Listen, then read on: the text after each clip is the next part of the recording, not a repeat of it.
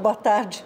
Bem-vindos à segunda edição. Desculpe aqui colocando o meu óculos em cima da hora. Vamos à segunda edição do CNN Mercado. Olha, o mercado tenta manter, no mínimo, alguma estabilidade, experimentando ali um viés positivo. É dia de comprar pechinchas com agenda esvaziada, tanto aqui no Brasil quanto lá fora. A Bolsa Brasileira tem algumas dessas ações que atraem comprador, especialmente os estrangeiros. O Ibovespa subia com força até agorinha há pouco e passou a operar com estabilidade, acabou de perder os 111 mil pontos. Sem divulgação de dados na agenda externa, as bolsas de Wall Street seguem na mesma toada com viés positivo. Só amanhã vai ser divulgado o CPI de dezembro, o índice de inflação ao consumidor, fechando a inflação dos Estados Unidos, que deve ter ficado em 6,5% no ano passado. Essa é a expectativa, bem longe da meta de 2%. Tem que ser alcançada pelo Fed. Aqui no Brasil, o mercado está observando as ações e reações dos poderes sobre as ameaças de novos protestos violentos no país, como temos mostrado na cobertura aqui da CNN Brasil. Depois do encontro com governadores, o presidente Lula se reuniu há pouco com lideranças parlamentares, mostrando essa unidade institucional. Segue a expectativa pelo anúncio de medidas econômicas pela pasta da Fazenda, e esse anúncio vai sendo adiado, enquanto o governo tem que lidar com problemas para evitar o prolongamento dessa crise provocada pela barbárie do fim de semana em Brasília. No final, enquanto não vier a definição da nova âncora fiscal, o mercado deve seguir suave, sem se aventurar muito no otimismo, equilibrando entre indicadores lá fora e aqui. O mesmo vale, por exemplo, para a gestão da Petrobras. Hoje, com o petróleo subindo lá fora, a estatal também sobe aqui no Brasil. Dólar estável no mercado internacional, aqui também contra o real, aos R$ 5,20. Saiu hoje bem cedinho, de madrugada, ainda uma portaria do governo federal que estabelece o valor do benefício da Previdência em R$ 1.302, acompanhando a lei de diretrizes orçamentárias do ano passado. A portaria não tem prazo de validade, o que indica que a decisão política sobre o valor dos benefícios e, portanto, do salário mínimo ainda precisa ser tomada pelo governo.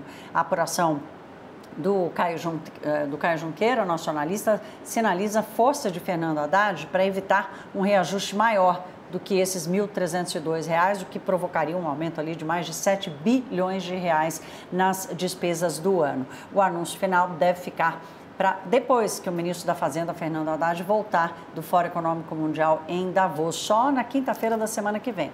E também depois de Lula se reunir com as centrais sindicais para amansar e explicar a decisão. Para o economista-chefe do Banco Modal, Felipe Sichel, esse recuo no reajuste do salário mínimo, se ele realmente for confirmado, vai ser uma sinalização importante e de menor pressão inflacionária na economia. Vamos ver.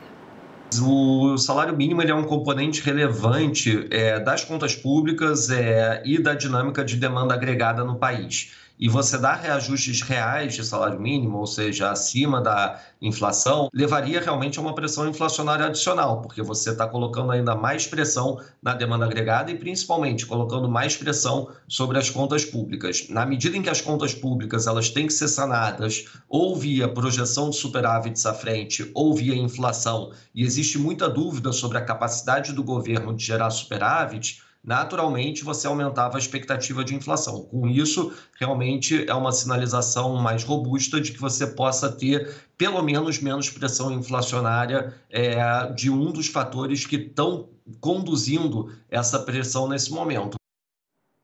Vamos dar alguns destaques aqui de ações do mercado. O Banco de Investimentos, o BSBB, elevou a recomendação das ações da Cielo de neutra para compra. O preço-alvo também subiu de R$ 4,50 para R$ 7,00. Segundo os analistas do banco, a queda recente das ações oferece uma oportunidade de entrada para os investidores. A Cielo acumulou uma alta de 142% em 2022, que foi o melhor desempenho percentual entre as ações do Ibovespa. No pior momento de desempenho das empresas em dezembro, os papéis chegaram a cair cerca de 30% nas máximas do ano. Ainda assim, a perspectiva de expansão de lucros deve impulsionar os papéis da companhia.